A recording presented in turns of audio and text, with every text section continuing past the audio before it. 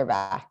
So we have people trickling in. Welcome, everyone.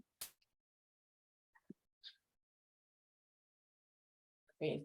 Welcome, everyone who's joining to our latest Coffee with Gable in office, hybrid, and remote, creating workspaces that work for everyone.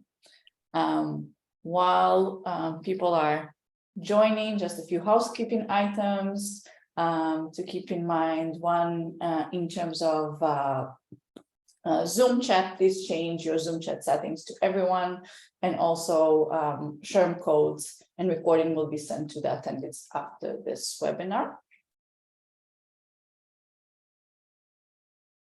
And while everyone's joining, wanted to kickstart with a small icebreaker, I would say. So what's everyone's favorite summer song or activity, I would say? Let's start with Jade. My favorite summer activity, definitely tennis, loads with my brother. So fun. Lauren. Okay. Summer song. Definitely when Sunflower by Post Malone and Sway Lee comes on. I'm like, yes, it's summer. Paddleboarding is the activity of choice in the summer. I live near a river, so we're always on there as much as we can on a hot summer day. And Tim, how about you? Maybe your background knows what you like.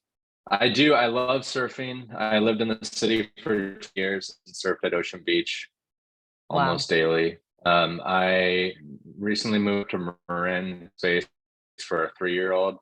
So summer activity, I would say, is either outside skateboarding or scootering with my daughter, or riding the mountain bike in some of the Marin hills. Love it. For me, I would say I'm starting to pick up tennis. This is like my goal for the year. I haven't played before, and this is like I don't think I know anyone that doesn't play tennis here in San Francisco, so I definitely need to pick this up. Running, I would say that would be my second love. Are you doing the SF marathon, Lisa, on Sunday? I am doing the half. I'm doing the half too. Oh, what? Okay, so I will see you. But I'm doing the second half though. Okay. No, I'm first. I'm the first. Oh, the 6 a.m. Yeah, I was like, I'll do the 8 a.m. less scenic, but yeah. Okay. So thank you, everyone. Great. So here with us, let me please introduce the panelists here. So we have Tim, who is VP People and Places at GoPro, Jade, who is the CEO and co-founder of Epoch, and Lauren, who is a people experience leader, tons of experience and things that you've seen, I'm sure, under your. I would like to kick us off with quick introductions from the panelists. Tell me a little bit about your role. And we'll start there. Tim, let's start with you. Great. Well, thanks for having me. Hi, everybody. My name is Tim Betry. I run People and Places. GoPro, we're about 1,000 employees, globally distributed. We have offices in 8 locations and employees scattered throughout the world. I've been at GoPro almost 5 years now, and I love my job. I love the things we've been able to do. I'm excited to share some of that with you. And as mentioned earlier, I live in Marin, have a family, and just love enjoying life. But I will say, I work to live. I don't live to work. And so that's a key practice that we've implemented at GoPro. So I'll share more in a bit. Cool. Jade. Oh, sorry. I got over. It's like, hi, everyone. I'm Jade. I'm one of the co-founders and CEO of Epoch. Super excited to be here. We work with a lot of workplace and employee experience folks, so always excited to learn more from what everyone's just doing at their own companies, and also happy to share what we're seeing with working with different customers and clients. And I'm based in San Francisco. so fun. Lauren. All right. And my background's a bit eclectic. I've worked overseas doing community development. I've worked in rural villages in Honduras and Mexico. I've worked in nonprofits. I've worked at the World Bank. I've worked in startups, I've worked in fintech, and the one thing that's kind of been my string across all the industries that I've worked in is my passion for people and the advocacy of people. And so that's what got me into culture several years ago. And I am deeply passionate that people should have a safe place to show up, to be their authentic selves, to feel like they can grow and learn to be not only better leaders, but better humans. And so that's the philosophy I've taken with me everywhere I go, whenever building a unique strategy and culture. So excited to be here and excited just to share a little bit about what I do and where I've been. Amazing. Thank you all. And I'm Liza. I'm the CEO and co-founder of Gable. Gable is a hybrid workforce management solution. We enable employees to work from anywhere. We have over 2,500 spaces on our platform, bookable for employees anywhere, anytime. And we also manage the entire company real estate portfolio under one platform. Great. So let's kick it off. And Tim, you mentioned something that I really like. Basically working and living is the first thing, and working is, I would say, accompanying that. I think this is such a great thing. And I think it's also part of, the company culture, I would say. GoPro in general, GoPro is, to me, is almost synonymous with authenticity, adventure, and living your best life. So how does it replicate? How do you replicate this in workplace environment? Yeah, it's a great question. And, I haven't always lived those values throughout my career. So I've learned a lot along the way to be able to understand what's truly important in life. And when you're looking at a job or a career, is it about the biggest priority or output or getting to that next promotion, or is it doing that plus appreciating what life has to offer? And I think it was a blessing and a curse, more of a curse, but I would say the small silver lining coming out of the pandemic was it really allowed us to rethink lives, priorities, what's truly important to us. And I'm grateful that I have a boss and CEO at GoPro that really came to me and said, Tim, we have an opportunity to flip the script on how we work, how we practice self-care, prioritize mental health, prioritize the lives and well-being of our employees. And he really gave us a ton of flexibility to be able to say, hey, let's rethink our work philosophy. Let's rethink our in-office policy. Obviously employees are remote, but let's think beyond that 5, 10, 20 years. And let's really establish a key policy and framework that we can roll out moving forward.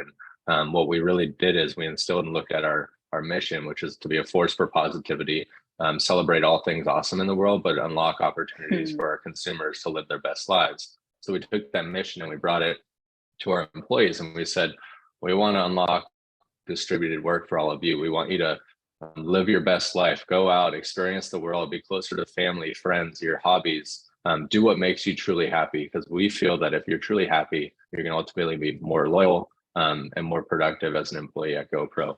And we've really seen that tenfold roll out through feedback we've gotten through our engagement surveys. And we were really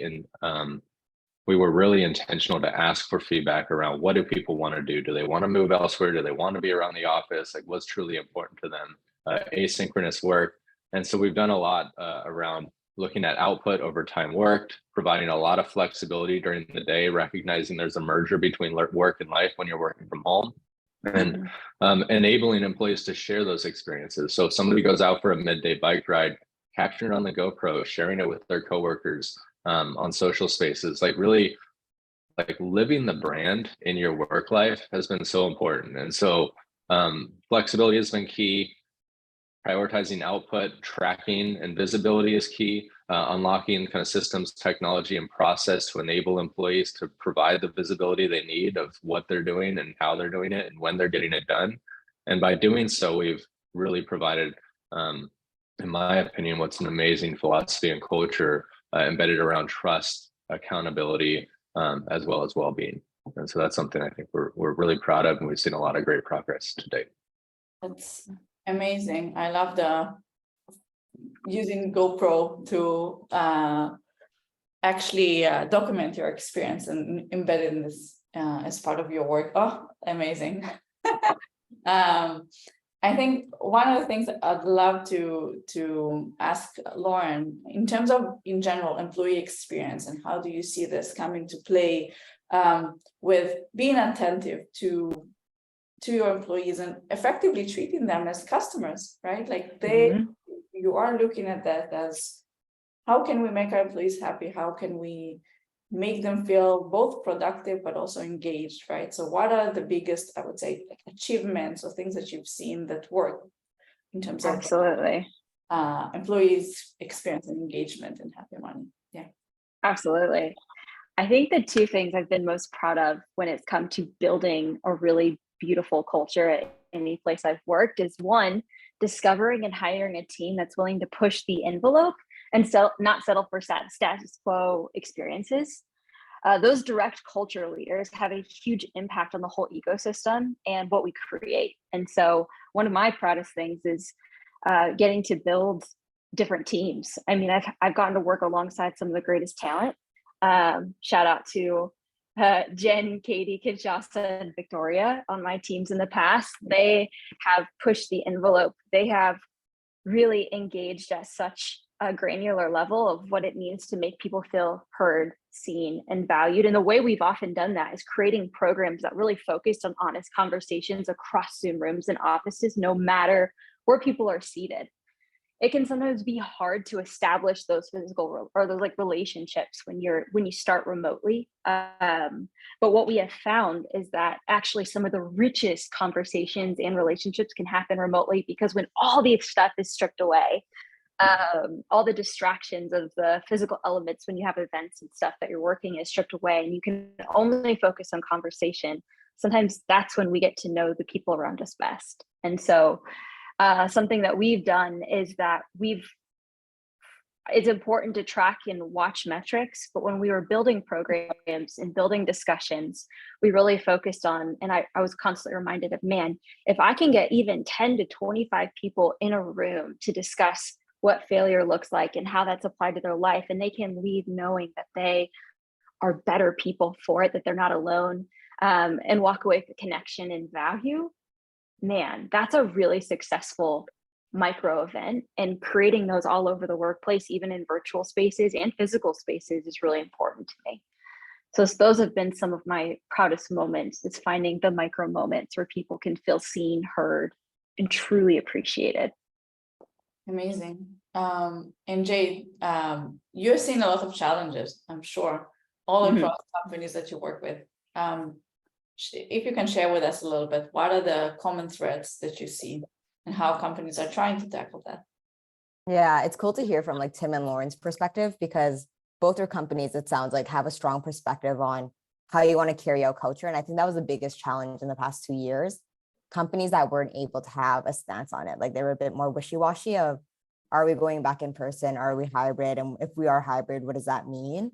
And companies that have overcome that, meaning encouraging leadership to just have a strong stance, so employees aren't nervous. Like, I've now moved like to a different city. Well, all of a sudden they make me go back in office. So yeah, companies that have like made a good stance on it have overcome that challenge. And then to Lauren's point, I think providing programming that allows for employees to feel heard and seen despite where you are is super crucial. What that often looks like, that we've seen on Epoch, because we see a lot of companies put on their internal events and we understand which ones are successful. It is the ones where employees are able to like self-develop. Like, I think that, to Tim's earlier point, a lot of people have had time to reflect and have dived deeper into like personal growth. So hearing employees seeing that and then providing the programming to kind of meet them where they are and what they're interested in has been super successful, from like workshops and panel speakers coming in to a lot more like ERGs, like employee resource groups, to support these types of programming has been incredibly effective too, in terms of like engagement and participation and feedback from employees.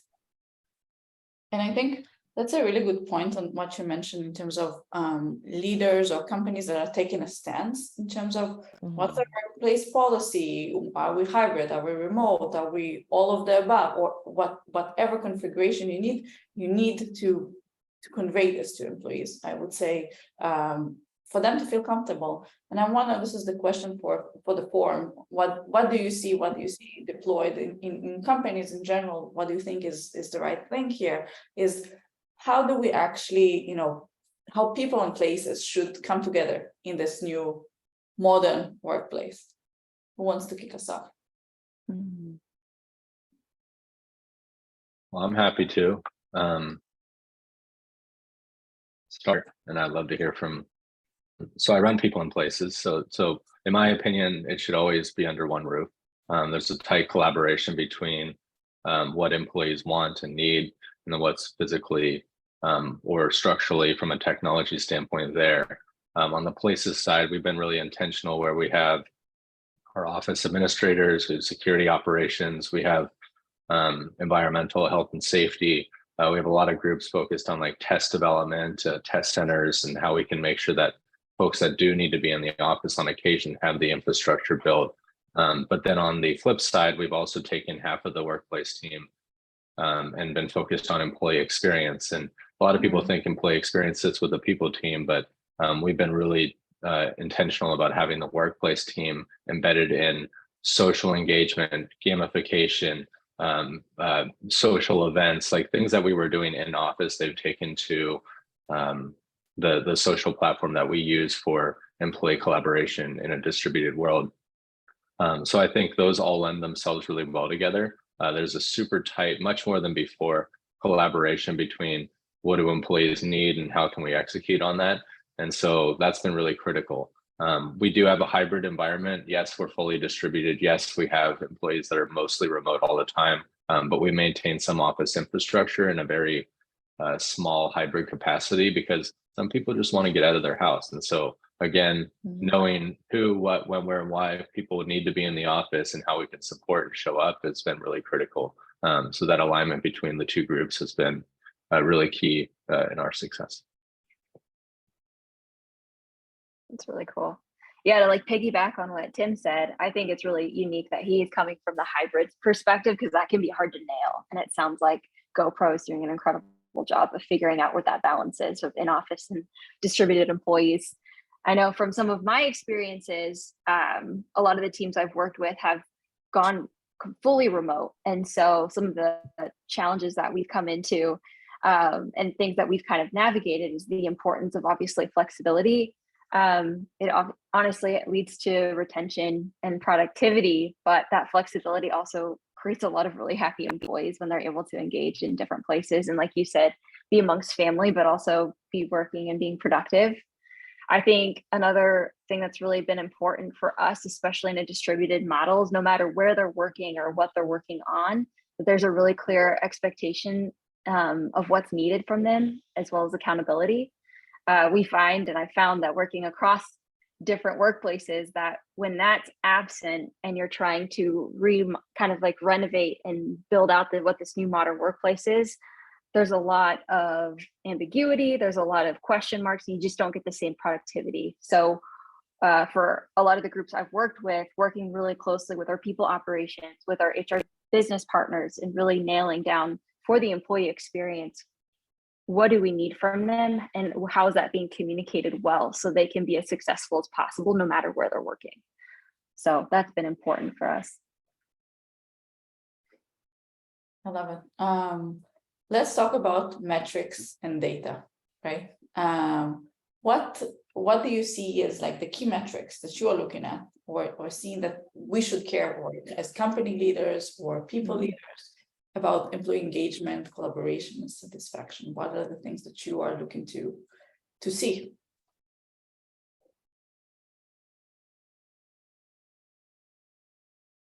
I don't want to be the first to answer, so Jade or Lauren, I feel like I keep jumping in first. So someone else, I'll follow suit. Lauren can kick us off. I'm happy to share what we're seeing in the market. Cool. I think from my perspective, I always am looking at some of the engagement scores around the feelings of belonging, as well as would I recommend this workplace to someone else? We ask that question a lot in our big engagement surveys, and it tells a lot about someone's pride, as well as like how they're feeling about the company too. So that's a big metric that I'm constantly looking at, is if they're stoked and they're proud about what they do and proud of the workplace and team that they're in, you would think they would recommend that to other people. And so that's one metric I'm always looking at pretty closely. Yeah, I think on a macro level, like on a bigger picture, like Lauren's, like the employee engagement, NPS, CSAT scores are so crucial. And just sliding in culture surveys from a lot of employee experience and workplace experience teams are always like, let's try to get in like 2 questions in like the annual culture surveys. And then what we're seeing a lot of customers also do is for each program event, surveying, like to your point, like, are employees enjoying this? Should we invest more dollars into us? And like a lot of the teams that we work with focus a lot on like the wording of the surveys because they found that to be super crucial in like asking employees, like, do you feel like this program or event was built for you in mind? Like that's been super successful that a lot of companies now use. Or like Lauren, to your point, like a sense of belonging, instead of asking, do you feel like the company, like you have a sense of belonging? They also like drill in another question of like, did you meet someone new or were you able to deeper a relationship after this event or program? That question we're still seeing people test out. Sometimes it's a bit too finicky and a bit too deep, I think, for like a webinar you're sitting in with your company. But yeah, it's interesting. And I'll just add, I think Lauren nailed it. We look at engagement obviously as a key metric. So pride to work for GoPro, recommending GoPro is a great place to work. And then to the 2 key retention questions, because we feel like if there's a sense of pride and purpose, as well as loyalty long-term, it feels like we're doing something right. We do ask other factor questions that are associated with alignment with management. So are employees feeling like their work is visible? Are they getting the time and space for one-on-one meetings? Do they know how their work contributes to GoPro priorities?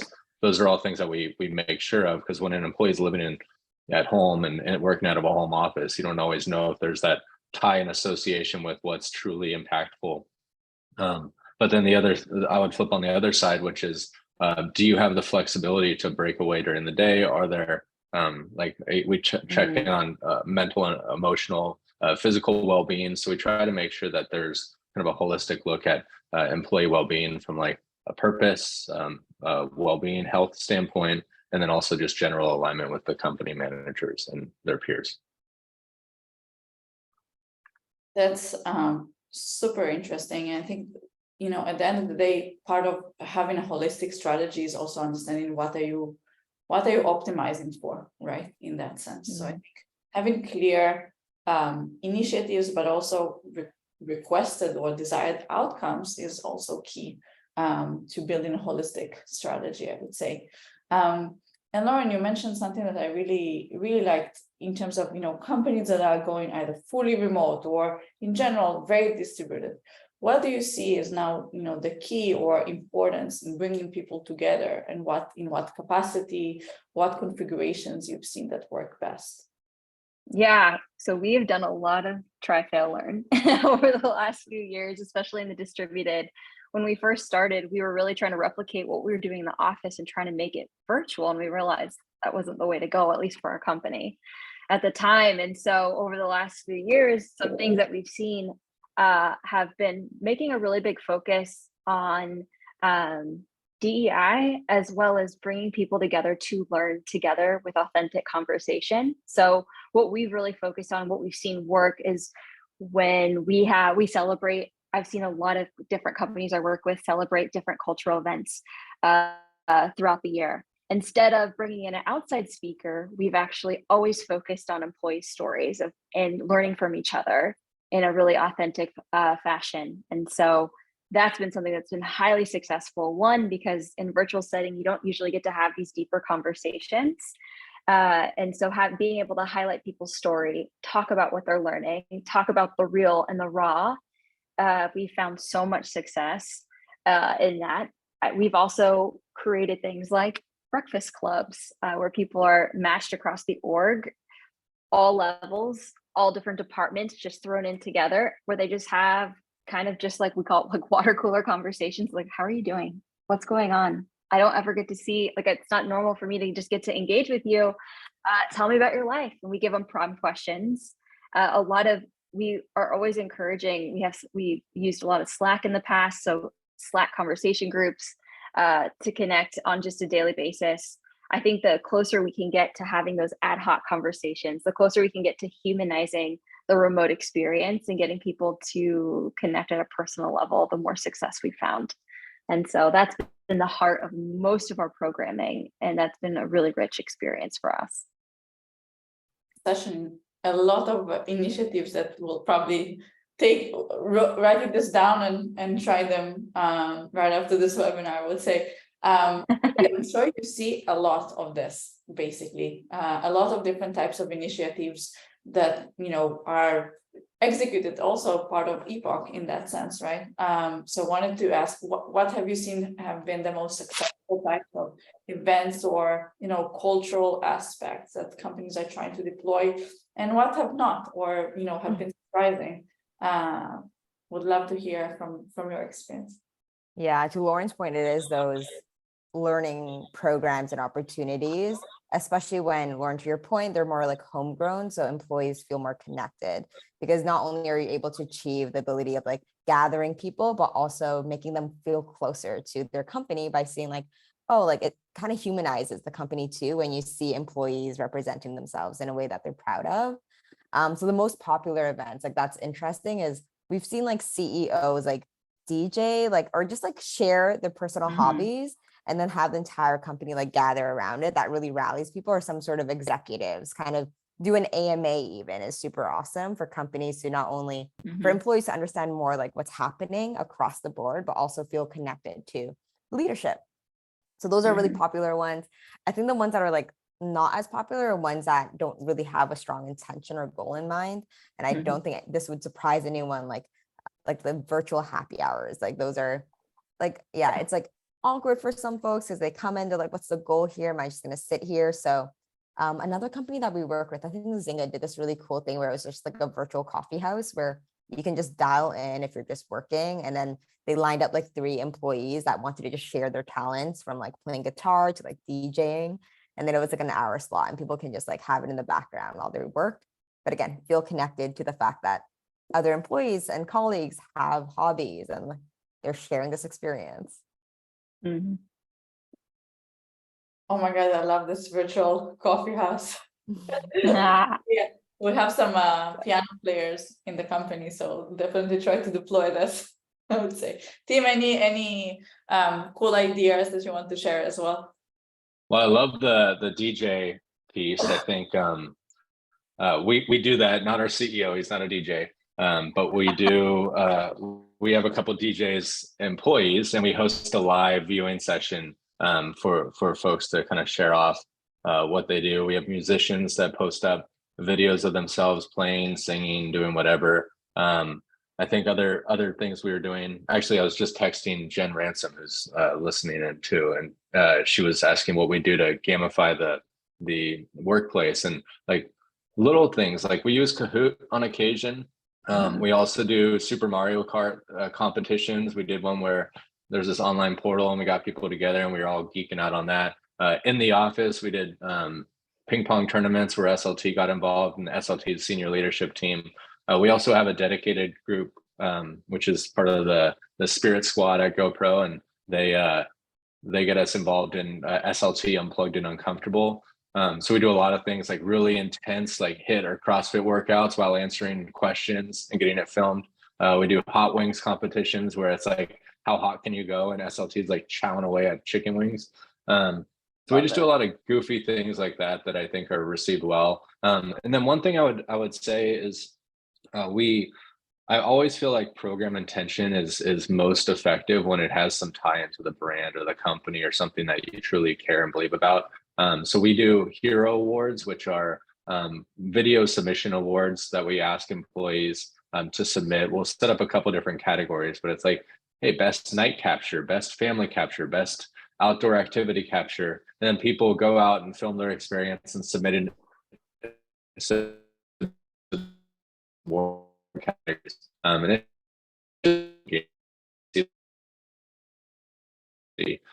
it's just people to kind of get aligned and share their experiences. But again, then it ties directly back into, you know, using the cameras and Did I break up at all, or was that good? Okay. You were like 90%. I think Okay. the All right. hot wings pass through, which is the most the coolest thing I've ever heard. That's amazing. And I think, Tim, one final question to you, I would say, also GoPro recently won in Transform an award for mental health program of the year. Can you tell us a little bit about that? In general, how do you see this coming to place, mental health, and focus on that as part of employee experience? Yeah, I think it's something that we can breeze over. And I think in years past, a lot of companies have. Like I mentioned originally, the pandemic shined a necessary light on the fact that people do struggle, whether they show it or not. And I think there's been a stigma that's been decoupled from the workplace. And it's sad to see that employees truly do struggle and they're not always feeling comfortable to show up and share. So we've created really a support, not stigma category. It's an ERG that's really focused on bringing mental health and well-being and awareness to the forefront of our business, whether that's at all hands, getting circle sessions together where people can share, or just making sure that we have the programs in place to be able to support people when they need it most.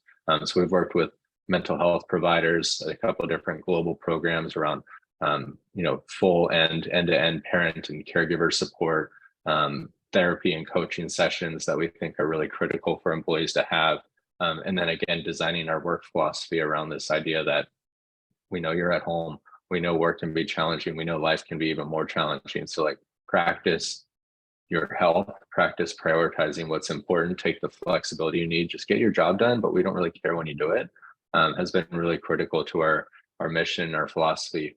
And I think another thing is like recognizing that every employee has their own journey, own experience. So not trying to like fit everybody into a bubble, but just, trying to provide kind of holistic support. And I always say like globally consistent, but also regionally relevant with things that we roll out. Cause like the situations and challenges here in the US might be different in China or Romania or France, for example. So we really try our best to be balanced across the board in how we roll out programs and support for employees. But the biggest I would say is just everything encompassed within like it's okay to share, be forward, be forthright, engage with your manager, and we make sure managers and leaders are trained on how to respond with situations given different circumstances.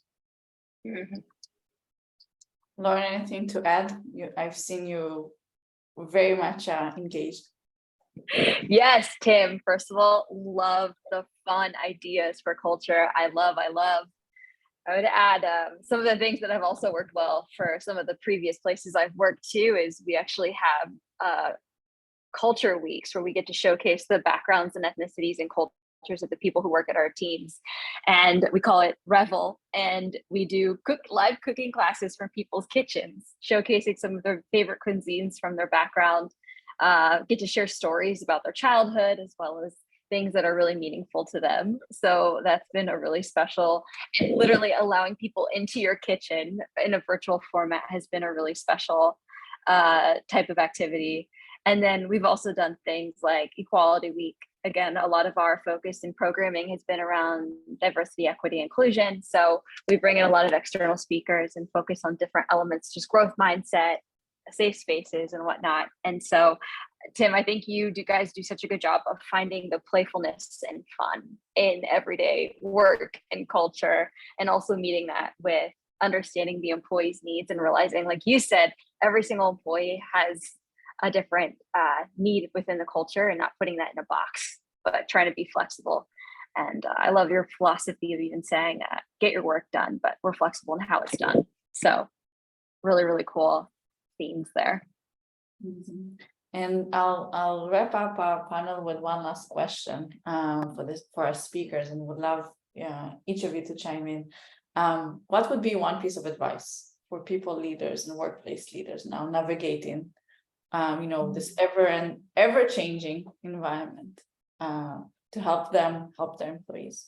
Jade, let's start with you. Yeah, it's such a great question. The biggest one, probably it's top of mind because recently I spoke to someone who came from the hospitality space, and they very much bring in that mindset from running a restaurant to running a bakery to how they look at employee experience, where each person is unique. everyone that you're serving is your customer. They come in with different needs and you just have to meet them where they are. And it's such a privilege that we get to try to earn basically their business again, meaning earn employees' attention again every time you put out a program, an event. So going in with that mindset was super inspiring to hear, especially within the context of now trying to be agile with our programming and events. Love it. Lauren? I think for me, when you're building kind of your strategy, I think it's be resolute in your strategy as far as like commit. I know when we were all transitioning into hybrid and remote, it was really tough to understand like, what are we going to do? How are we going to do it? But I've always told companies, be resolute in how you want to set up your company and just go all in. It's been really, really important for us. When we made the decision to go fully distributed, that was actually a very clutch move for us, because then we could put all of our time and attention in being extraordinary at making our remote experience awesome. Same for hybrid. If you're going to be hybrid, just go all in and be hybrid and find the best and most innovative strategies to be fully hybrid. And don't be afraid to try, fail, learn. So much of the experience is constantly evolving. And I think at first people were so afraid we had never done any of this, and we are still learning and getting better at it, and trying new things and going to the people and asking what they want to see. I've sourced some of our greatest ideas from our employees I've worked with and just kind of rerouted it. And yet I don't think your team doesn't always have to be the idea incubation. I always go out to the people and be like, well, what's an idea? What do you want to see? What should we try? And go for it. So.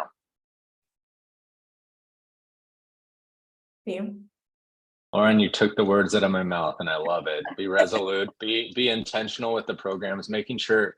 I think there's been a lot of challenges at home, obviously during the pandemic, shifting your lives to be remote, trying to figure out what that means for you. And it kind of shifts a lot with the power dynamics of who's in control. You get employees being in the power seat during the great migration or resignation.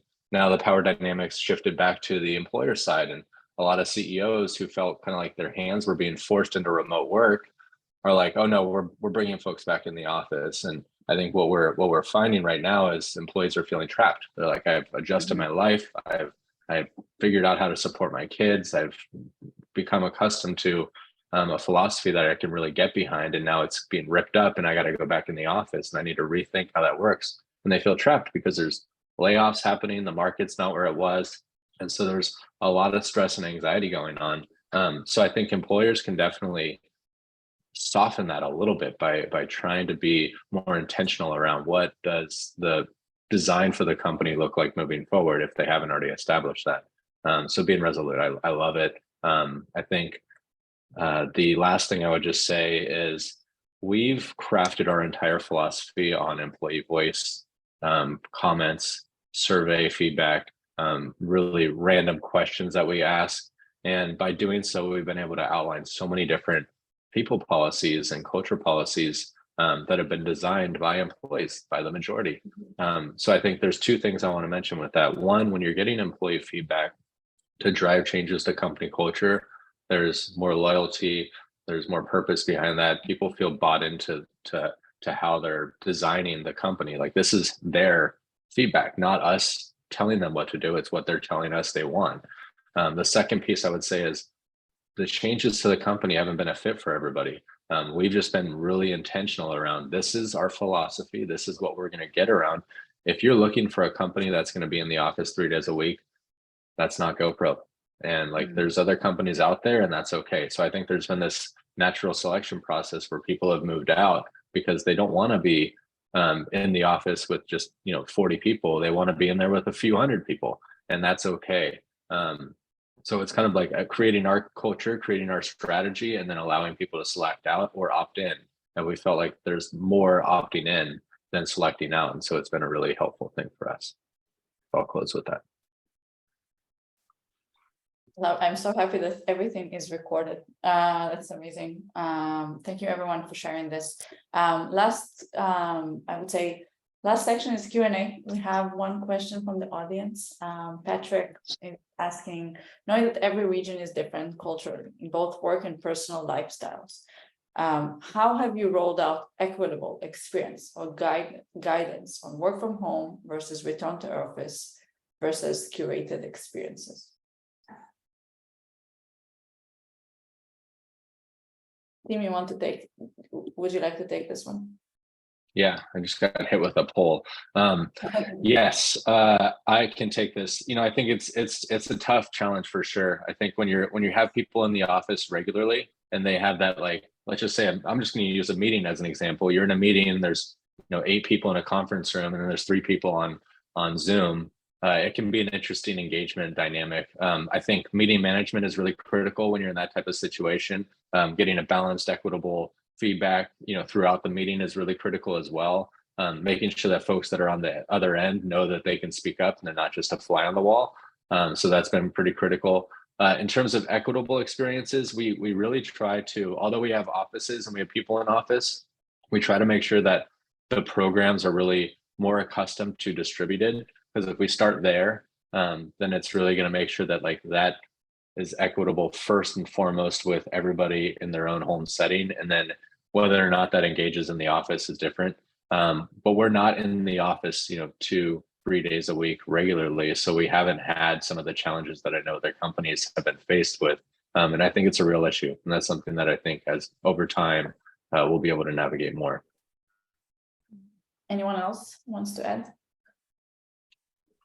Yeah, I mean, I would probably echo Tim in the fact that when we've built a lot of our experiences in programming, we always keep in mind asynchronous and synchronous. So whether you're tuning in live or you need to come back and watch a recording, we make every single resource and every single event have the capability and the resources available for people who tune in later or live. And so creates extra work, I think, initially, if you're not used to that style, but that's been really helpful. Another thing that's been really big for us is, granted, some of the companies I've worked for have been primarily national, but we do work in 5 different time zones. And so having core working hours has been really important for us. It's been Pacific Coast is 9 to 2, and everyone kind of comes in waves throughout the day of those time zones. So if you're living on the East Coast, your primary working hours are 12 to 5. And we've made requirements for people to be able to be available for collaboration and have meetings only in those times. And that gives a lot more flexibility and just a guaranteed time slot where people can collaborate and connect. And that's helped a lot, especially for people who do have busier lives and they're trying to build their day's schedules. They know that they have to be available during these times, but there's flexibility on other parts of the day that they can move stuff around. But like Tim said, and all of us know, there's things that aren't perfect yet. And we still need to find some better solutions for those, especially for those transitioning from distributed and returning to office. Jade, any insights on equitable experience that you've seen companies deploy? That's a tough one. Hybrid is, to Lauren's point, it's a lot more work for those who try, because basically if you're doing an in-office event, you have to make sure there's a video up and there's Q&A and someone is managing that. I've seen some companies have an individual that manages just remote workers. That's been interesting to see. And then for cultural context, I think that other part of the question, it's hard, especially when you're in a global workforce. Having ears on the ground and having someone that represents that office specifically in the type of events and programs those individuals want has been super successful too. Great. That's well, it is very hard. I don't think that there is one cookie cutter solution at the moment, I would say. And that's probably the biggest challenge, right? Another question, I think it's very interesting one, is about transitioning from fully remote company with amazing culture to a hybrid environment with no culture. Having a good or bad culture is normal, but no culture is new to me. Employees that have been here for over a year have gone through a lot of change. The company was very toxic before, so they think it's great, but I can see so much we need to do to change. So the questions, how would you recommend implementing a change in our culture? Being a team of one has, of course, limited bandwidth. And the second question is how to engage remote employees.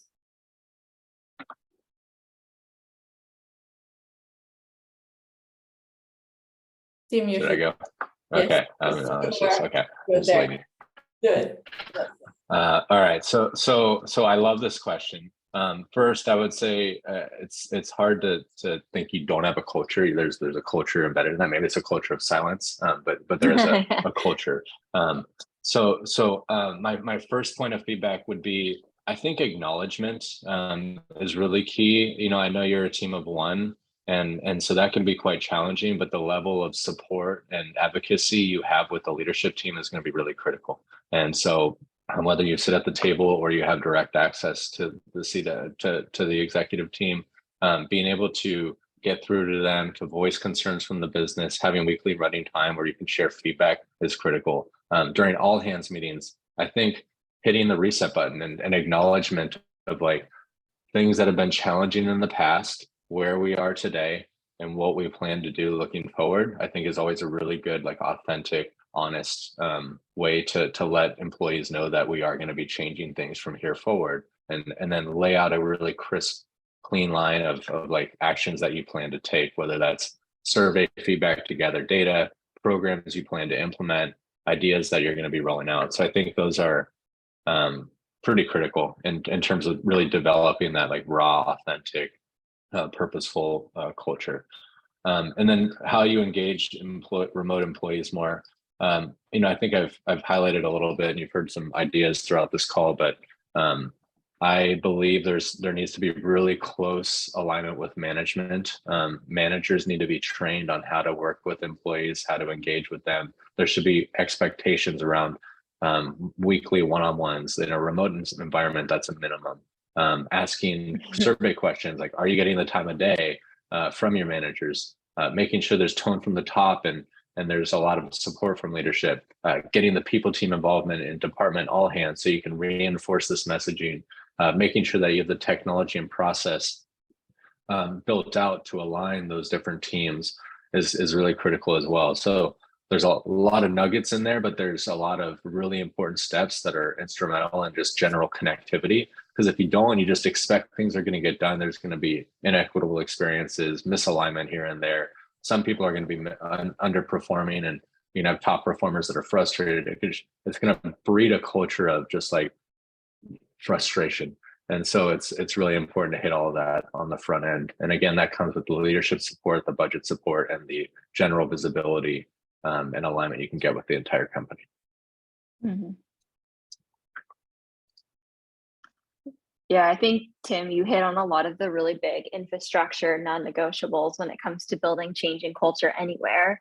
And I think the other thing I would probably remind you too is you don't have to do it alone. As a person of one, I've had so many successful endeavors start because I went out and asked employees, hey, would you join me in creating our culture and what that looks like, and being my eyes and ears on the ground, and being willing to communicate and try, fail, learn with me. And I found more often than not that invitation is huge, and being able to create that transition and even just buy-in initially, and creating kind of your rally team that's going to help you navigate and get the people excited across too. So don't think you have to do it alone either.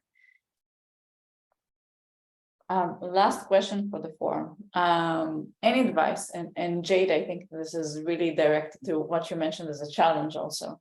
Any advice on how to address remote people zoomed into an in-office event, right? We always have them up in a Brady Bunch grid on the screen, but it seems like just checking a box because we don't really know how to hear them, what to do with them. Yeah, that's an interesting one. So this is more tactical. What we've seen to be successful for companies that we work with is if they are truly doing a hybrid event, again, it's the understanding it's going to be super hard because you're essentially doing 3 events. You're running the virtual event, you're running the in-person event, and you're trying to also make it come together as an async program afterwards for everyone. The thing that we've seen really successful is you have to assign someone from your team or just a representative from the remote bunch to be like, I'm managing the remote event, and then you have someone separately literally engaging them in chat, being like, hey, who's here? Where are you dialing in from? So they feel like someone is there for them. Like essentially when you walk into a room at a party, you have like the welcome committee, like kind of being like, here's everything. So you have someone for that in like the remote setting has been super effective. or you literally just do like, yeah, a separate remote event where you can actually live and have people talk a bit before entering and watching the live event is like, yeah, one tactical piece we've seen to be super successful just based on surveys and participation from other companies we work with. Amazing. Great. So thank you, everyone. It was super engaging panel. Thank you for incredible panelists and speakers. Thank you for the audience for such really mindful questions that I'm sure everyone's trying to tackle. Have a great rest of your day and join us again for another episode of Coffee with Gable. Thank you.